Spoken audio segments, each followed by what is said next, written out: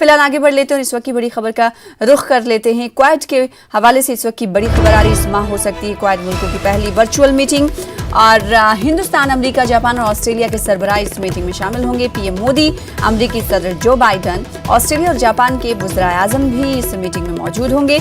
चीन को घेरने के लिए 4 मुल्कों का ग्रुप है ये क्वाड और इस ग्रुप ममालिक की जब मीटिंग होगी तो ये इम्कान जाहिर किया जा रहा है कि चीन पर दबाव बनाने के लिए और घेरने के लिए कुछ न कुछ अमल तैयार किया जाएगा, हिकमत अमली मुरतब की जाएगी। तो इस वक्त की बड़ी खबर आपको दे रहे हैं कि इसी माह में क्वाड मुल्कों की पहली वर्चुअल मीटिंग होगी। हिंदुस्तान, अमेरिका, जापान और ऑस्ट्रेलिया क्वाड में शामिल हैं, जिनके सरबराह इस मीटिंग में शामिल होंगे। पीएम मोदी, अमेरिकी सदर जो बाइडन और साथ ही साथ ऑस्ट्रेलिया और जापान के वज़ीर आज़म इस मीटिंग में शिरकत करेंगे। चीन को घेरने के लिए 4 मुल्कों का ये ग्रुप है, तो इससे अंदाज़ा लगाया जा सकता है कि जब इस मीटिंग में तमाम सरबराह मौजूद होंगे तो चीन को किस तरीके से टैकल किया जाए, इस पर लाहेअमल मुरतब किया जा सकता है।